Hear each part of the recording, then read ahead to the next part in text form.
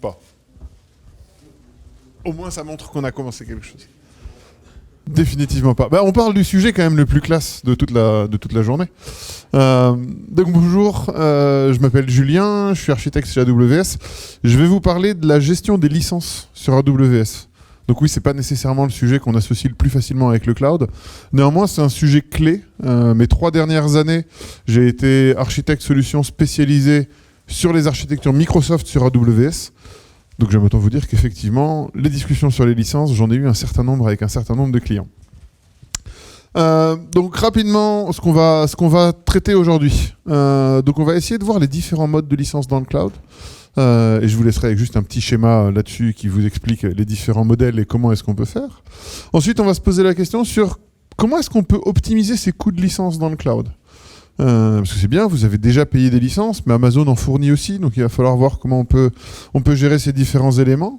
Comment on peut améliorer sa conformité dans le cloud aussi. Donc comment est-ce que vous pouvez avoir et donner les bonnes garanties auprès de vos éditeurs sur la bonne utilisation des licences que vous leur devez. Et aussi comment simplifier ces coûts de licence, donc non seulement les optimiser, mais les simplifier et avoir une gestion plus facile.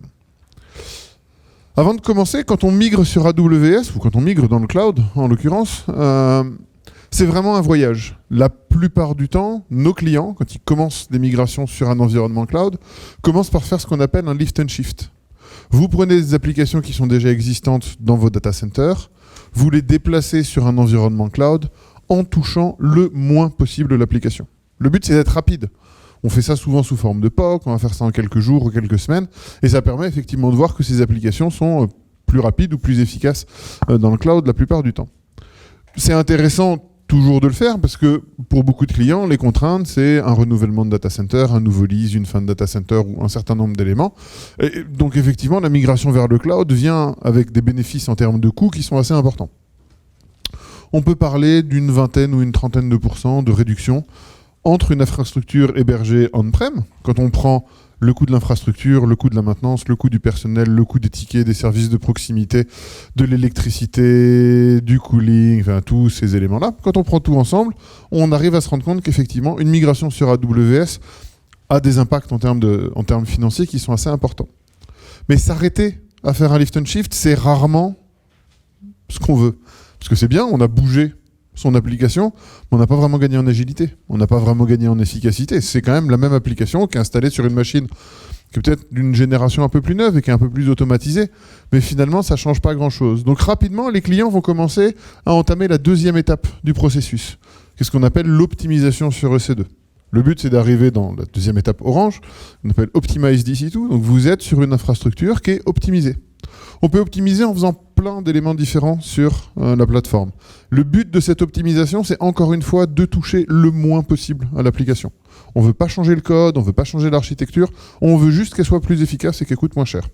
Donc là, on va commencer à rentrer dans des méthodes un peu plus DevOps, finalement, où on va automatiser l'infrastructure, on va faire du FinOps, on va sécuriser un certain nombre d'éléments. On va choisir les bonnes tailles d'instances. Souvent, sur les infrastructures traditionnelles, vous avez une machine, elle est là. Qu'elle soit utilisée ou pas utilisée, elle est là. Sur AWS, si votre machine est utilisée à moins de 50%, vous pouvez en prendre une 2 fois moins chère, qui sera 2 fois plus petite. Et c'est vraiment linéaire à ce niveau-là. Ensuite, on va pouvoir jouer sur l'élasticité. Les vidéos qui étaient en train de tourner juste avant, il y a des pics souvent dans les journées, même pour des applications intranet. Sur un intranet, entre 20h le soir et 8h du matin, il y a rarement beaucoup de monde qui vient l'utiliser. Personne ne vient regarder le menu de la cantine la veille au soir, enfin après 20h habituellement. Donc tous ces éléments-là, on va pouvoir mettre de l'élasticité. Éteindre les machines quand on n'en a pas besoin. Les allumer quand on en a besoin. Encore une fois, aucune ligne de code changée dans l'application. Et on va aussi pouvoir commencer à mettre en place des cycles de mesure, de monitoring et d'amélioration. Et jouer avec les services automatisés. Une base de données, typiquement, au lieu d'avoir une personne qui va aller s'assurer que la base de données est bien backupée, est bien mise en haute disponibilité, on peut utiliser des services qui vont le faire de manière automatisée. Et donc ça permet d'avoir des gains financiers de l'ordre de 40%, on va dire à peu près, par rapport à la même application sur du on-prem. Et encore une fois, je n'ai pas touché au code de l'application, pas une seule ligne, et je n'ai pas changé les technologies utilisées. Et là, on va rentrer dans vraiment la dernière phase d'optimisation, où là, on va créer des applications qui sont cloud native. Là, il va falloir commencer à se poser la question, est-ce que je ne peux pas changer un petit peu l'architecture de mon application et le code pour bénéficier des effets d'échelle du cloud? Au lieu d'avoir une grosse base de données relationnelle qui va tourner sur un SQL Server, vu qu'on va parler de licence, ou sur un Oracle, potentiellement, je peux utiliser une base de données NoSQL. Parce qu'elle va vraiment passer à l'échelle de manière automatique et j'ai pu à me gérer la problématique du provisioning et de la gestion des infrastructures. Par contre, passer d'un modèle SQL à un modèle NoSQL, ça a un impact non négligeable sur l'application en tant que telle. Donc on va pouvoir parler du stockage, des bases de données, de tous ces éléments-là, des architectures de type serverless, se dire plutôt que de prendre un serveur qui est plus petit parce que j'en ai pas besoin, est-ce que je pouvais me poser la question de même pas avoir de serveur et finalement avoir des bouts de code applicatifs qui vont être appelés au moment où mon application est utilisée et dès que j'ai fini de l'utiliser, j'ai plus rien qui tourne. Même pas un petit serveur, rien du tout. Je ne paye plus rien. Et en l'occurrence, sur ces architectures-là, on peut être facturé aux 100 millisecondes. Là, on commence à avoir vraiment une granularité très, très faible sur ces éléments-là. Et finalement, les services managés, encore une fois, de plus en plus, se dire s'il y a quelque chose qui peut être automatisé, utilisez-le et faites-le directement. Le but, c'est d'avoir des gains qui vont être des gains de l'ordre de 75% par rapport à la même application on-prem. Donc là, on a vraiment une histoire et une migration vers les environnements cloud. Ce qui est intéressant, c'est que quand on a fait la partie lift and shift, on a souvent une queue de budget qui reste disponible. Et en fait, ce qu'on voit chez énormément de nos clients, on va utiliser ces fins de budget pour être capable de payer la phase d'après. Et le but, c'est d'avoir un modèle où, quand vous commencez à migrer une application sur le cloud, d'elle-même, avec les économies budgétaires que vous allez pouvoir faire, vous allez pouvoir payer les différentes phases d'optimisation. Et une fois que vous avez des gains ici, vous pouvez réinvestir ces gains pour migrer d'autres applications. Et le but, c'est vraiment d'avoir cette flywheel, donc ce mouvement perpétuel d'optimisation. Mais la question, c'est qu'est-ce qu'on fait avec les licences? Parce que c'est bien gentil, mais quand on a des licences, on ne peut pas tout faire.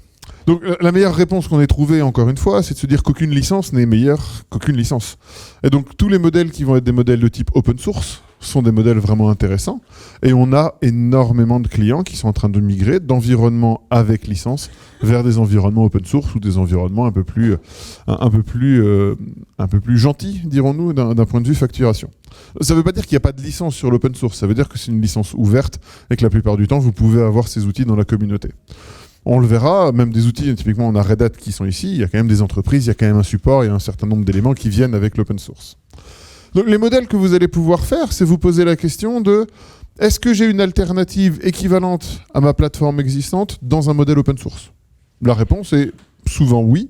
Et donc dans le modèle open source, typiquement on va prendre des MySQL, des PostgreSQL, on a des solutions qui sont tout à fait innovantes et performantes qui vont répondre à vos besoins.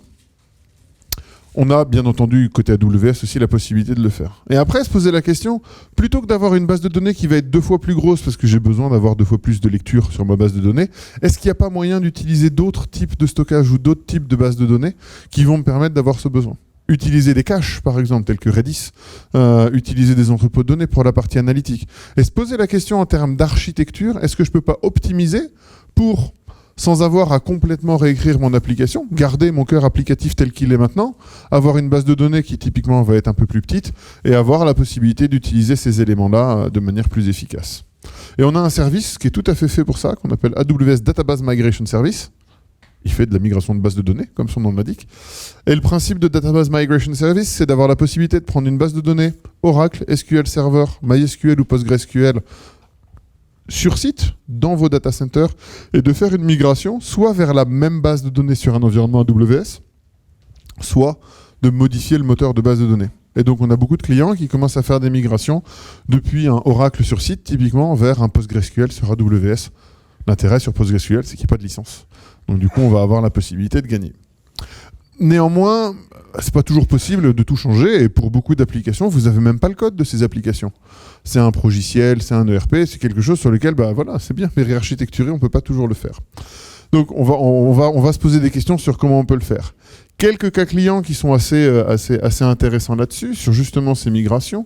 On a Expedia, grand site de voyage en ligne, qui a fait une migration SQL Server, donc des bases de données déjà existantes, vers du Amazon Aurora, qui est une base de données compatible MySQL pour leur version, avec plusieurs dizaines de milliers d'écritures par seconde sur la base de données. On est quand même en train de parler de volume assez important. 300 millions de lignes écrites, et ils ont fait une migration complète. Les gains sont de l'ordre de 80% en termes de facturation au niveau de la base de données. On a d'autres plateformes telles que Financial Times qui a fait une migration vers Redshift sur la partie analytique et entrepôt de données, depuis un entrepôt de données qu'ils avaient on-premises. Le résultat de leur migration, ça a été un entrepôt de données qui était 10 fois plus rapide en termes d'exécution de requêtes et qui, au final, en termes de coût, en plus, leur revenait 5 fois moins cher. Donc se poser la question de quel outil sera le plus approprié peut vraiment être un élément important. Et finalement, Mapbox, qui fournit des solutions de géolocalisation et de gestion de données de GPS, par exemple, a fait une migration vers DynamoDB.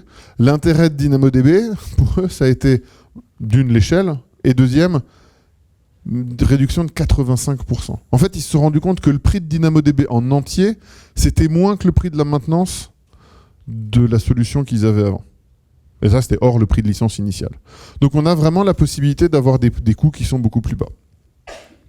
Maintenant, voilà, j'en ai parlé, les licences, vous allez quand même en avoir, vous allez continuer à en utiliser. On est partenaire avec Microsoft, on est un grand fournisseur de licences Microsoft dans le monde, on a la même chose avec Oracle par exemple, et on a énormément de clients qui viennent et qui utilisent leurs licences sur la plateforme AWS. On a 3 modèles qui sont les modèles les plus utilisés pour migrer de licence et avoir des applications sur AWS. Le modèle, c'est ce qu'on appelle la licence incluse. C'est vraiment le modèle par défaut du cloud. Vous lancez une instance, vous commencez à payer une licence, vous la payez à l'heure pendant tout le temps d'utilisation de la licence, vous l'éteignez, vous ne payez plus rien. On a même, et on est en train de travailler avec beaucoup d'éditeurs, pour avoir ce mode de facturation à la seconde au lieu d'être à l'heure. On fournit à la seconde, nous, pour les instances Amazon et typiquement pour les instances Linux. Sur les logiciels avec licence, on travaille beaucoup avec les éditeurs pour essayer de d'étendre ce modèle le plus vite possible. Donc si vous en avez besoin, n'hésitez pas à parler à vos éditeurs. On est très content d'avoir des retours là-dessus. Le deuxième élément qui est disponible, c'est ce qu'on appelle la mobilité de licence. Alors ça, c'est le terme Microsoft, License Mobility, qui est le nom canonique de leur offre. Mais c'est un modèle qu'on va pouvoir retrouver ailleurs. Vous avez des licences déjà existantes on-prem. Vous allez pouvoir les transférer vers un environnement AWS, soit directement, soit en ayant juste à annoncer à votre éditeur favori que vous êtes en train de faire un déplacement de licence. Donc très pratique pour beaucoup de cas clients et on y reviendra. Et le troisième cas, c'est qu'est-ce que je fais avec mes licences système d'exploitation ? J'ai pas de mobilité de licence sur la plupart des systèmes d'exploitation. Ou alors mes contrats legacy.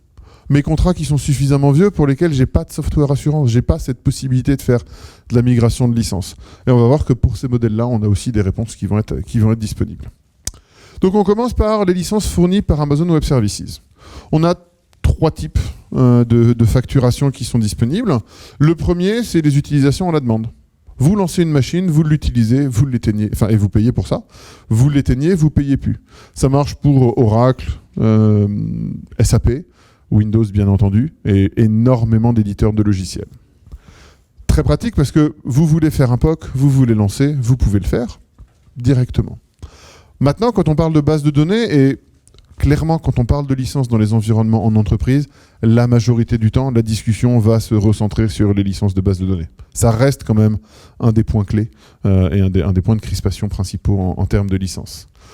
Donc on a beaucoup de clients qui nous disent « Oui, mais ma base de données, je vais pas l'éteindre demain. C'est ma base de données de mon cœur de métier. Elle va continuer à tourner pendant les mois et les années qui viennent, à moins qu'il y ait quelque chose de très important qui se passe pour mon entreprise. » Donc pour ça, on a la possibilité de fournir des instances qu'on appelle réservées. Vous allez annoncer à Amazon, vous ne nous parlez pas directement, c'est bien entendu via la console ou via la ligne de commande, vous pouvez nous dire, cette instance, elle va continuer à fonctionner pendant 1 an. Et donc vous allez avoir une réduction, et vous allez payer mensuellement cette instance. Vous pouvez vous engager sur 1 an ou 3 ans, et on a la possibilité d'avoir de la flexibilité même au sein de ces licences. Typiquement, si une nouvelle génération d'instances qui sort, vous pouvez choisir de migrer ces instances vers des instances qui sont moins chères et plus performantes. Donc ça, très pratique pour les modèles un peu plus long terme. Et le dernier, c'est un modèle, on ne met pas trop les bases de données dessus, c'est ce qu'on appelle les machines qui sont ponctuelles. Alors, on appelle ça les spot instances en anglais. Le principe, c'est dans nos data centers, on a beaucoup d'instances, on a énormément de machines, c'est notre intérêt, c'est ce qu'on vous fournit, cette vision est limitée, mais elles ne sont pas toutes utilisées à un moment ou à un autre. Et donc, plutôt que d'avoir de la capacité qui reste inutilisée, on vous fournit un marché des instances qui va vous permettre d'avoir jusqu'à 90% de réduction sur le prix d'une instance. Donc si vous avez des analyses à faire sur typiquement des forts volumes de données, tout le monde du big data par exemple, que ce soit Windows ou que ce soit Linux, vous pouvez utiliser ces instances ponctuelles. Vous les avez, elles vont vous coûter 1/10 du prix d'une instance normale, donc très intéressant. La contrepartie, c'est que s'il y a beaucoup de monde qui demande ce type d'instance, il y en aura moins de disponibles, donc le prix va monter. Et vous allez en fait déterminer quel est le prix maximum auquel vous êtes capable, auquel vous voulez payer pour avoir cette instance. Et si jamais l'instance coûte plus cher, eh ben, elle va s'éteindre. Donc très pratique parce que beaucoup moins cher, un petit peu plus risqué parce que potentiellement cette instance, elle va s'éteindre. Donc on vous donne de la visibilité sur quand est-ce qu'elle va s'éteindre et vous pouvez avoir des visions jusqu'à 6 heures. Il y a plein de modèles qui permettent de le faire. Très pratique si vous avez des batchs, si vous faites de l'analytique ou des éléments comme ça, vous avez besoin de machines et vous voulez juste qu'elle coûte pas cher. Sur ces instances-là, vous pouvez donc réutiliser vos licences ou réimporter vos licences. Donc on a deux manières les plus simples de le faire. Vous pouvez utiliser vos solutions existantes, soit en important vos solutions. Donc vous prenez une machine Windows qui tourne sur AWS ou une machine Linux si jamais vous voulez faire de l'Oracle, vous la lancez, elle vous allez la payer à l'heure ou à la seconde en fonction du besoin, et sur cette machine-là, vous allez importer vos solutions d'installation, donc vos binaires Oracle ou vos binaires SQL Server, vous l'installez, et à partir de ce moment-là, vous allez pouvoir bénéficier de la mobilité de licence et utiliser ces licences de manière tout à fait transparente sur l'environnement AWS. Très pratique, et surtout, c'est possible avec la majorité des contrats que vous avez avec vos éditeurs. Si vous êtes chez Microsoft, on a le Microsoft License Mobility. Sur Oracle, il y a le Licensing Oracle Software in Cloud Computing Environments. Donc il y a une note Oracle qui explique comment vous pouvez le faire. IBM a la même possibilité de faire du Bring Your Own License, Red Hat Cloud Access. Si vous continuez à voir, on a la même chose avec SUSE. Et donc si vous allez voir vos éditeurs, la plupart des éditeurs vont vous donner la possibilité de le faire. L'intérêt pour vous, vous payez juste le prix de la ressource côté AWS et puis le prix de la licence et vous pouvez utiliser vos licences déjà existantes. Donc c'est très pratique et c'est vraiment un modèle qui est utilisé par énormément de clients au sein de notre plateforme. Et surtout, c'est un modèle qui est agile. C'est un modèle sur lequel vous n'avez pas besoin de négocier énormément de contrats avec vos éditeurs, parce que c'est les mêmes contrats que vous avez déjà. C'est juste une extension. Un cas client assez important là-dessus, c'est Hess. Donc Hess, c'est une grande entreprise de l'énergétique mondiale. Son siège est basé aux États-Unis. Et ils ont entre autres une filiale qui s'occupe de ce qu'on appelle le downstream au niveau de l'huile, donc ils font le marketing et toute la distribution de l'huile et du pétrole et tous les dérivés. Et ils ont décidé de se séparer de cette entité au sein de la reformation de ce groupe. Sauf qu'ils avaient décidé de se séparer de cette entité sous 6 mois. Et déménager un système d'information sous 6 mois pour le vendre, parce qu'il faut bien vendre le système d'information en même temps que l'entreprise, c'est quelque chose qui était assez compliqué. Donc en migrant sur AWS, ce qu'ils ont eu comme capacité, c'est de monter cet environnement complet sur AWS en moins de 6 mois, de réutiliser l'ensemble de leurs licences. Ils ont même fait des journées à migration de plus de 100 serveurs. On est vraiment sur des migrations importantes. On est en train de parler quand même de 500 teraoctets de données, de 500 serveurs. Ça reste une infrastructure assez importante. Ce qui est intéressant là-dedans, c'est donc le gain. Il y a eu effectivement un gain financier pour eux d'être capable de le faire, mais surtout la migration. Quand ils ont vendu l'entreprise au nouvel acquéreur, la migration de l'informatique, et donc le transfert des capacités informatiques, ça a été une réunion de 30 minutes. Ils sont arrivés dans la salle, le nouveau directeur informatique de la nouvelle structure et l'ancien directeur informatique. L'ancien directeur informatique a donné son jeton MFA, ce qui vous a été présenté dans la session juste avant dans cette salle, a donné son jeton d'authentification à Amazon, a donné le code qui va avec, et à partir de ce moment-là, plus personne de l'ancienne entreprise n'était capable de se connecter, et la nouvelle entreprise avait la main complète sur l'ensemble du système d'information. Donc très utile pour cette entreprise pour être capable d'atteindre ses objectifs métiers, de vendre une filiale en moins de 6 mois. Mais on a certains besoins spécifiques. On a des entreprises qui vont vouloir utiliser typiquement SUSE Linux Enterprise Server, et sur lequel ils veulent mettre typiquement du SAP. C'est souvent un des cas de besoin, un des cas d'usage qu'on va avoir. Ou qui veulent avoir du Windows Server, qui veulent réutiliser leur licence Windows déjà existante on-prem sur du AWS. Or, Windows, on n'a pas le License Mobility. On ne peut pas réutiliser ces licences sur un environnement cloud. Et on a la même chose sur certaines bases de données Oracle, en fonction des besoins, où vous allez vouloir réutiliser vos licences, mais vous n'avez pas le Cloud Subscription License dans vos éléments. Et donc là, il va falloir trouver des solutions techniques qui vous permettent de répondre à ces besoins. La solution technique, qu'on a sorti. Et donc, fonctionnellement, ça marche comme tout le reste d'Amazon. C'est en ligne de commande, en API ou via la console. C'est ce qu'on appelle les dedicated hosts. Quand vous lancez une machine, au lieu de lancer une machine virtuelle qui va être quelque part dans un de nos environnements virtualisés, vous allez demander à avoir un hôte physique. Et on va vous réserver, on va mettre une petite étiquette virtuelle dessus, cet hôte physique sera le vôtre. Et seulement le vôtre. Personne d'autre ne pourra avoir d'infrastructure ou de machine qui tourne dessus. Et on vous garantit que quand on vous le donne, vous avez une trace d'audit qui vous dit c'est bien le vôtre, et quand vous le relâchez à la fin, on aura une autre trace qui dit c'est bon, vous ne l'avez plus. Et au milieu, vous avez la garantie que cet hôte physique ne bougera pas, il sera bien le vôtre. Et dessus, vous allez pouvoir lancer des machines virtuelles comme vous le faites pour n'importe quelle instance EC2. L'intérêt de cette fonctionnalité, c'est que au point de vue de vos applications et de vos infrastructures, ça reste les mêmes machines virtuelles que ce que vous aviez sur le reste de l'infrastructure EC2. Ce n'est pas un nouveau modèle. Mais pour vos éditeurs de licence, vous avez la garantie et la preuve et l'auditabilité qui va avec que vous avez été sur un hôte physique et vous n'avez pas bougé pendant un certain temps. Et ça va répondre à certaines contraintes. Les contraintes, c'est typiquement la réassignation de licences sous moins de 90 jours, si on parle des systèmes d'exploitation Microsoft par exemple, qui est un cas qu'on voit dans beaucoup de contrats clients, où quand vous lancez une machine avec une licence Windows et que vous utilisez votre licence Windows sur un hôte physique, vous ne pouvez pas réutiliser cette licence sur une autre machine physique sous moins de 90 jours, sinon il faut en repayer une deuxième. Avec un modèle tel que les dedicated hosts, vous avez la possibilité d'avoir la traçabilité de bout en bout du moment où vous avez commencé à utiliser une instance Windows avec votre licence sur une machine physique jusqu'au moment où vous allez l'arrêter. Et ça répond à la majorité des cas de contrats Oracle, Microsoft, SUSE et la plupart des autres fournisseurs sur lesquels vous devez rester sur un environnement physique qui est dédié et qui est pérenne dans le temps. Et donc Dedicated Host, c'est gratuit en termes de fonctions, et vous allez payer l'hôte physique qui vous est assigné. Donc, vous le lancez, vous payez un hôte à la seconde, comme le reste d'Amazon EC2, vraiment. Dès que vous n'avez plus besoin, vous le lâchez et vous ne le paierez plus. Et sur cet hôte physique, vous allez pouvoir lancer 1, 2, 5, 10, 20 machines en fonction des besoins. Donc c'est vraiment une très grande flexibilité pour les clients, tout en ayant la facilité d'utilisation d'Amazon EC2. Un autre élément qui est important, c'est de se poser la question, et si finalement, pour tous mes nouveaux projets, je choisissais mes licences en toute connaissance de cause? Et qu'est-ce qu'on veut dire par en toute connaissance de cause? Quand on prend le cas d'un projet traditionnel, habituellement, on a un besoin, et ce besoin, on va avoir besoin de mettre en place de l'infrastructure pour y répondre.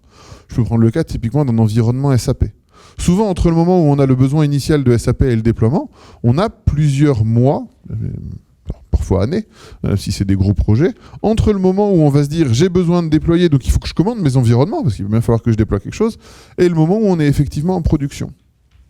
Sauf que les licences de la plupart de ces environnements, elles dépendent de la plateforme technique que vous avez mise en place. Et cette plateforme technique, vous l'avez commandée 18 mois avant d'avoir déployé votre plateforme.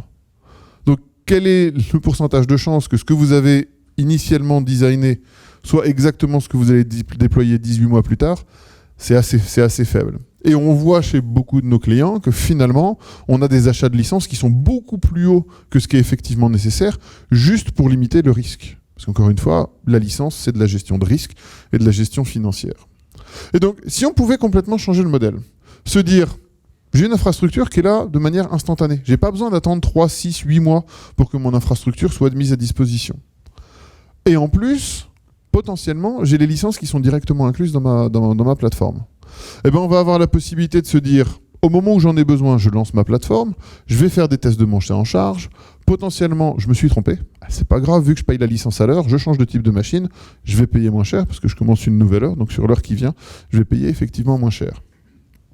Ça donne que, au jour zéro de la production, finalement, la plupart du temps, on n'a pas de licence à payer, parce que tous les éditeurs que je connais fournissent des licences d'essai 90 ou 180 jours pour vos environnements. Donc vous commencez sur la plateforme, la plupart du temps, vous n'avez même pas besoin d'avoir de licence. Pendant les 90 premiers jours, vous testez, vous augmentez la taille de la plateforme, vous la réduisez, vous validez, vous optimisez l'ensemble des éléments. Encore une fois, on est à 3 mois d'expérience sur la plateforme, on n'a pas déboursé 1 euro pour la licence. Au bout de 180 jours, on est en train de se dire que ça fait 6 mois qu'on a une plateforme qui est en production. Si je prends le cas typiquement d'Exchange, chez Microsoft, Exchange, c'est 6 mois de licence disponible. C'est 180 jours de licence qui sont disponibles avant de devoir s'engager. Sur ces éléments-là, vous avez fait des tests, vous avez 6 mois d'expérience dessus. Là, vous allez pouvoir vous engager. Mais vous n'allez pas vous engager sur une idée que vous êtes fait du produit, mais bien sûr des cas d'utilisation réels sur lesquels vous avez fait des tests de charge, des tests utilisateurs.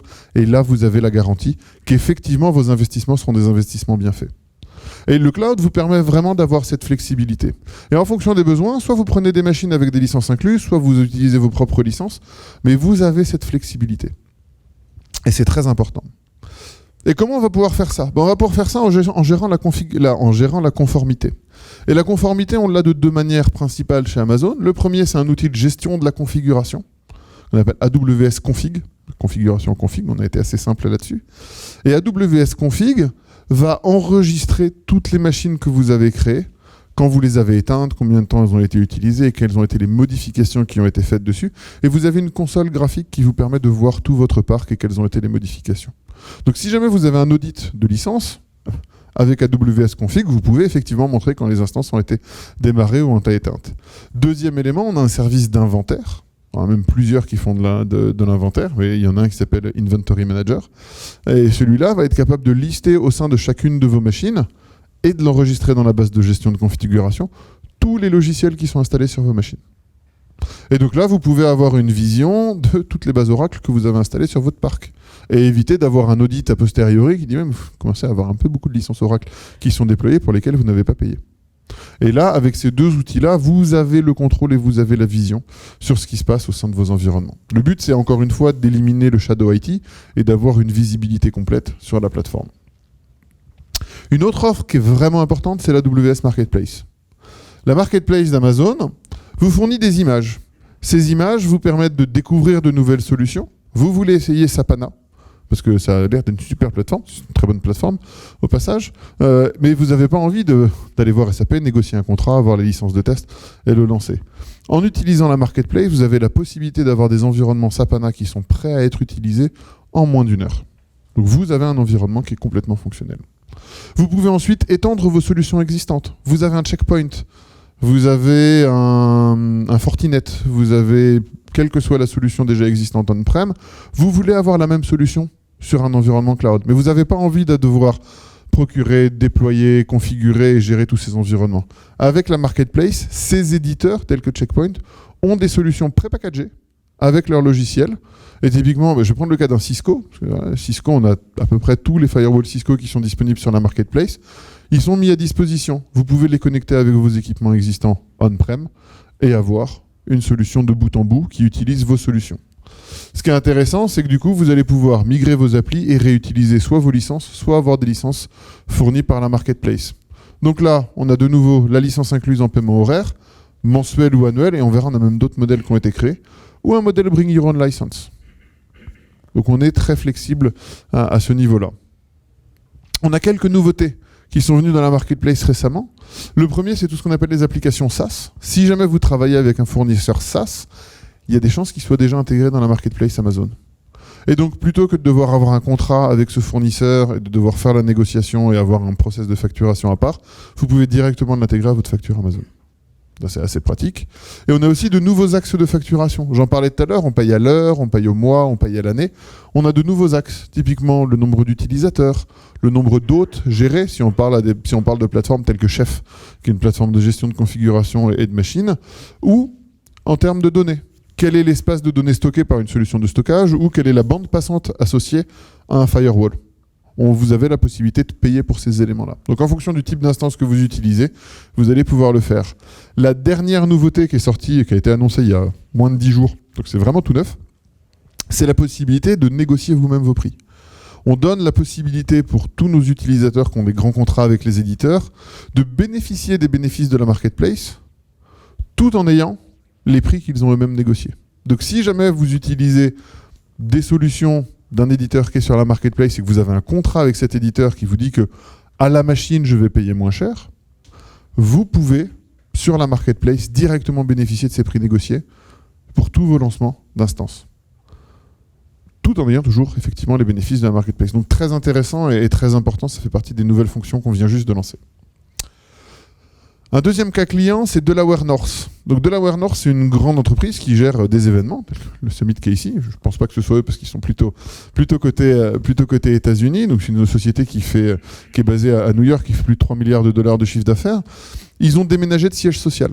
Et lors de ce déménagement de siège social, ils se sont posé la question de qu'est-ce que je fais des data centers qui étaient de manière très traditionnelle juste à côté du siège social. Ils avaient un petit bâtiment avec leur data center.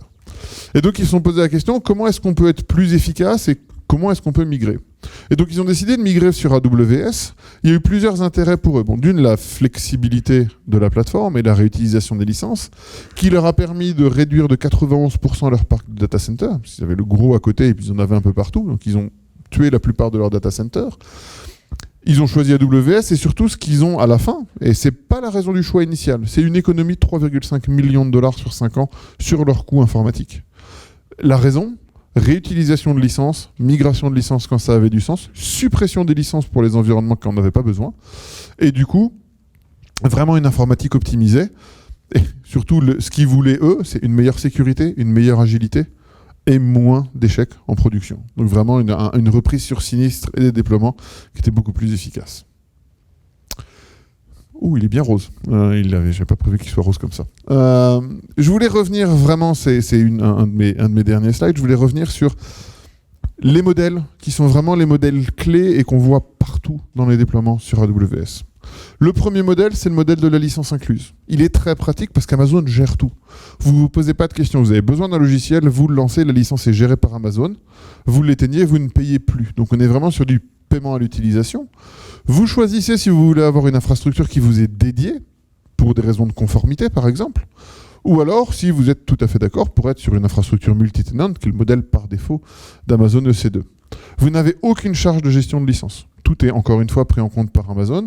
Et Amazon fournit tout. Donc on va vous fournir les images. Et typiquement pour les plateformes Windows, tous les mois, la semaine d'après le patch Friday, d'après le patch Tuesday de Microsoft, on va vous fournir une nouvelle image qui a les dernières mises à jour. Donc vous bénéficiez de toute la gestion et de toute l'automatisation faite par Amazon Web Services.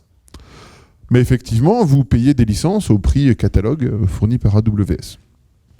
De l'autre côté du spectre, on va avoir le modèle intégralement Bring Your Own License. Donc là, on ne fournit plus les images, c'est à vous d'importer vos différents éléments directement. Donc on a des outils qui font de la migration d'images. Vous prenez une image d'un serveur on-prem et vous l'envoyez vers AWS, ou juste vous téléchargez un binaire et vous l'installez. Mais ça devient votre responsabilité. Amazon ne sait pas ce que vous faites tourner sur vos machines.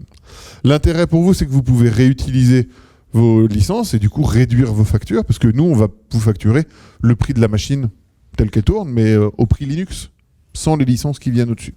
Donc c'est tout de suite beaucoup moins cher. En moyenne, entre une instance Linux et une instance Windows, l'instance Windows est 1,8 fois le prix de l'instance Linux pour la même taille d'instance. Donc si jamais vous pouvez réutiliser vos licences, effectivement, il y a un gain globalement de 40% sur les licences sur vos machines. Ça peut être intéressant. Par contre, il y a un certain nombre d'éléments qui font que tout le monde ne fait pas ça.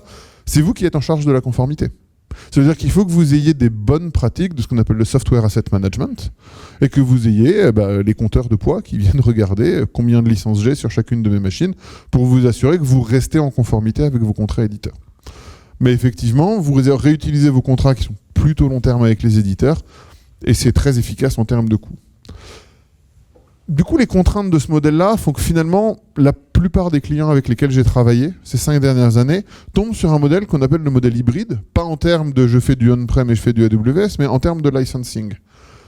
Pour tout le cœur de l'infrastructure, les serveurs bases de données, les serveurs Exchange, typiquement si on parle du monde Microsoft, les serveurs SAP, tout ce qui va contenir énormément de données, c'est des environnements sur lesquels l'élasticité, finalement on ne s'amuse pas à ajouter des nouveaux serveurs de base de données 2 fois par jour. Le temps de migrer les données, c'est tellement complexe que ces environnements-là sont assez stables dans le temps.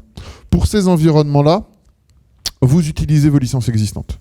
C'est pour ça, effectivement, vous avez déjà les engagements, vous avez la vision long terme, c'est très pratique. Pour le reste des environnements, les serveurs web, les serveurs de batch, tous les éléments de traitement, là au contraire, utilisez l'élasticité et lancez des instances au moment où vous en avez besoin, et quand vous n'en avez plus besoin, vous les éteignez. Donc là, vous avez vraiment le bénéfice des deux mondes.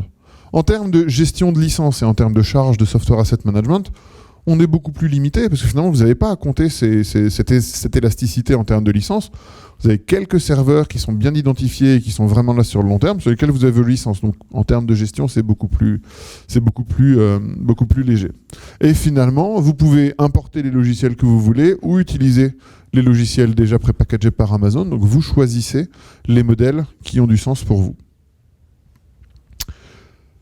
Voilà pour les licences. Pour continuer et pour avoir une vision de qu'est-ce qu'il est possible de faire sur la plateforme AWS, regardez la marketplace pour tester vos logiciels. On a plusieurs milliers d'éditeurs qui sont déjà disponibles dans la marketplace. Donc vous pouvez aller voir ces solutions, les tester sans engagement. La plupart ont même des modes de démo où pendant 30-60 jours, ça va être gratuit directement. Pensez aussi au niveau d'usage gratuit sur Amazon EC2, Workspace et toutes les autres solutions. Regardez, donc sur notre site, on a des white papers et on a un ensemble d'éléments pour tout ce qui est Oracle, IBM, Microsoft, bien entendu.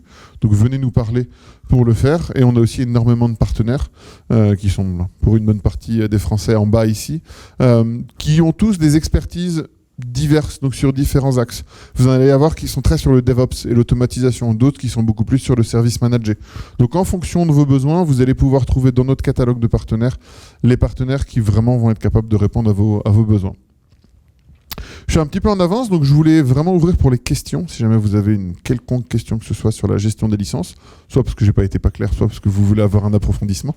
Je me tiens à votre disposition pendant les 5-10 minutes qui viennent pour répondre à toutes les questions. Et je les prends au micro, donc vous n'avez pas besoin de vous lever. Oui.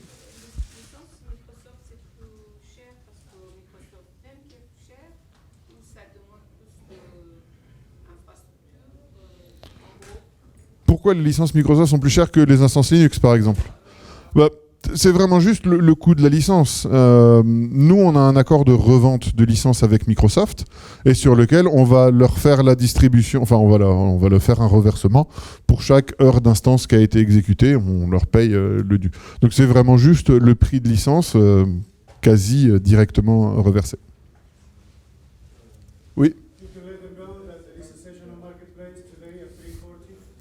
On a aussi une session sur la marketplace donc par nos équipes marketplace qui sont ici cet après-midi à 3h40. Donc n'hésitez pas. On a plein d'annonces et c'est vraiment un domaine qui est en mouvement très très très fort. Donc n'hésitez pas à y aller. Oui. Question du coup, si je bouge une machine qui est sur mon on-premise, je fais un import, je mets un AMI Oui. sur Amazon. Donc du coup, elle portait une licence de base quand elle était sur mon on-premise. C'est ma licence data center build. En tout cas, mon système à l'intérieur, lui, va être correct. Il va être quand je vais la pousser et je vais la déployer vers l'AMI que j'ai fait de ma migration, quelle est la licence derrière qu'elle va porter? Parce que dehors, c'est pas une AMI Amazon. Excellente question. Mais je ne l'ai pas renouvelé ma licence une fois qu'elle est dessus. Oui. Je vais la redire parce qu'on est enregistré. La question, c'est j'ai une licence on-prem pour du Windows. Ma licence, elle est activée et il y a des droits. Qu'est-ce qui se passe quand j'importe cette licence sur un environnement Amazon ? Il y a deux choses qui peuvent se passer. Le mode d'import par défaut, on va remplacer la licence existante sur la machine par une licence Amazon, sur le cas de Windows. Et que Windows, pas SQL Server. Vraiment que Windows. Donc votre machine Windows, en fait, on va l'activer sur le Key Management Server d'Amazon Web Services. Et on va changer la licence. Et du coup, le prix de la machine, quand vous allez la lancer sur AWS, va devenir un prix horaire Windows. Donc là, on remplace. Et du coup, pour vous, c'est une AMI que vous pouvez lancer et éteindre de manière tout à fait transparente. Vous avez la possibilité dans le processus, et ça c'est fait au processus d'import automatiquement. Quand vous faites l'import de la machine, vous avez la possibilité de dire license type égale BYOL, bring your own license. Dans ce cas-là, on ne va pas toucher aux informations de licence. Donc la licence qui est importée sera exactement la vôtre. Du coup, l'impact, c'est qu'il va falloir que votre machine qui tourne sur AWS ait la capacité à se connecter à votre propre serveur de gestion de clés, votre KMS. Donc là, on va souvent mettre en place soit des connexions réseau de type Direct Connect, soit mettre en place des VPN qui permettent à ces machines de s'activer directement sur votre serveur. Et donc là, après, quand vous allez la lancer, en fonction du type de licence que vous avez, la plupart du temps, nos clients sont obligés de lancer sur des dedicated hosts.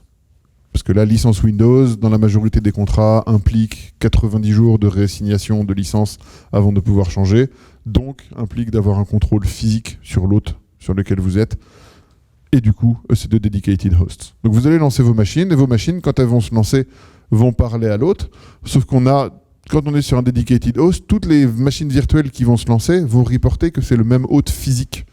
Donc d'un point de vue de votre KMS, c'est une machine physique qui va potentiellement héberger 15 VM. Donc ça, c'est tout à fait couvert par les mobilités de licence. Et est-ce que j'ai des métadonnées qui me permettent de savoir quand je suis sur un système comment ma licence est portée derrière? Alors oui, par défaut, quand vous regardez donc sur les métadonnées d'Amazon, on a le type de licence qui est fourni quand vous faites la description. Donc ça, c'est par défaut fourni directement sur la plateforme. Et c'est porté par l'image que vous avez, parce que l'instance, elle est associée à une image, et cette image a effectivement des droits de licence ou pas. Oui. La question va peut-être un petit peu vague, mais quelles sont les contraintes principales, celles qui vous viennent à l'esprit, des éditeurs qu'on a cités aujourd'hui? Je pense à Microsoft, je pense à Oracle. On a parlé de Dedicated Host. Est-ce qu'il faut forcément de la software assurance chez Microsoft? Est-ce que chez Oracle, ça nécessite quelque chose de particulier aussi? Alors, la question, c'est en fonction d'Oracle ou Microsoft SQL Server ou autre, est-ce qu'on a besoin d'avoir de la software assurance? Est-ce qu'il y a d'autres manières de le faire? La réponse, c'est la vôtre. Ma recommandation pour avoir une architecture qui soit la plus pérenne dans le temps, bien entendu, c'est de vous recommander d'avoir soit la software assurance si on est chez Microsoft, soit l'équivalent en termes de maintenance, parce que vous allez avoir les patchs, vous allez avoir la possibilité d'upgrader vers une nouvelle version. Moi, ma reco, c'est bien entendu d'avoir des infrastructures informatiques qui sont à jour le plus possible. Maintenant, on a beaucoup de clients, et c'est là où le modèle de choix sur cet élément hybride devient important. On a beaucoup de clients qui, quand ils vont commencer à déployer des infrastructures vers AWS, vont se poser la question, ce qu'on appelle les 6 R. Donc, est-ce que mon infrastructure, je vais la rehoster, donc la déployer vers AWS? Est-ce que je vais repurchase, donc réacheter les différents environnements? Est-ce que je vais refactorer? Est-ce que je vais replatformer ou est-ce que je vais retirer? Donc, est-ce que je vais tuer mes instances? Et en fonction de ces différents éléments, vous allez pouvoir choisir, effectivement, est-ce que vous voulez avoir une software assurance parce que vous savez que vous allez la mettre à jour? Est-ce que c'est un exchange que vous allez migrer sur autre chose et auquel cas celui-là, vous ne le mettrez jamais à jour, donc vous n'allez pas prendre de software assurance parce que vous savez que vous allez le déprécier? Ça devient un choix. Mais du coup, c'est un choix que vous portez. On a des partenaires qui sont spécialisés dans le software asset management, qui font des assessments et qui font ça. Et je sais que très récemment, on a un client qui a eu plus de 12 millions de dollars de baisse, 12 millions d'euros de baisse de facturation avec un des grands éditeurs, justement en utilisant les différents modèles. Donc sur leur agreement qu'ils avaient déjà en place, avec la migration sur AWS, en faisant un assessment et en identifiant licence par licence, est-ce que j'ai besoin d'une ESA, est-ce que j'ai pas besoin de ESA, est-ce que je le laisse on-prem, est-ce que je le bouge sur le cloud ou est-ce que je vais le déprécier? Ils ont eu la possibilité d'avoir un modèle qui répondait vraiment à leurs besoins. Donc il n'y a pas de réponse toute faite. La question n'était pas vague, mais malheureusement ma réponse, elle l'est un petit peu. Ça dépend vraiment de vos besoins.